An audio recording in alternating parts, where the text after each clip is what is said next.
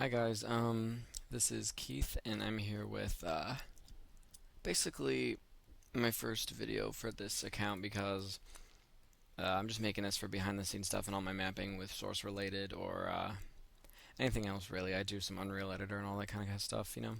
So since I don't really have much to show right now, since this is just a starter video, I had a kind of a little thing. I don't know if many people knew, but I did kind of a 3ds Max rendition of Scott's Five Nights at Freddy's West Hall A camera, as you can see here. This is mine, and then here is the real one. I tried really hard to get it close with camera angles and everything. He used kind of a weird field of view for the camera. I've been able to get this wall here on the left.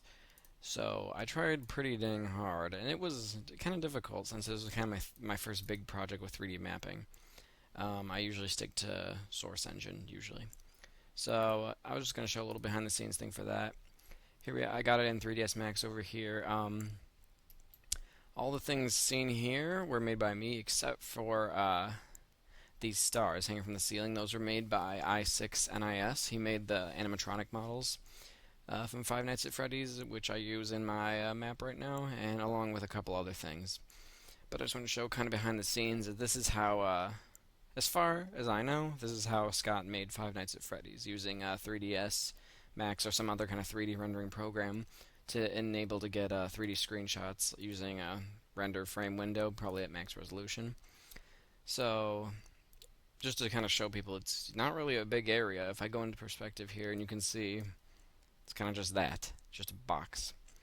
The lighting was a little bit difficult to get, because you can kind of see in the actual one, the lighting is kind of a spotlight around this little corner with darkness on the edges. And in mine, I kind of got just a broad light in general. What I try to do to get this effect, I just put a normal light, just a normal target light pointing at the corner. Then I also put a spotlight. I put the spotlight to illuminate the main area, you can kind of see right there, while I put the target light just to illuminate the surrounding area. So I use the spotlight to create some of the shadows you can see here, and yeah, just some basic stuff here. I'm not really sure what these are supposed to be. Kind of looks like gross hair or something.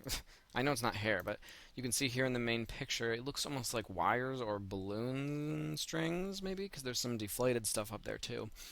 I don't really know for sure. And then there's the papers and such. So I just tried to get a realistic look on this, and that's about it. Pretty simple.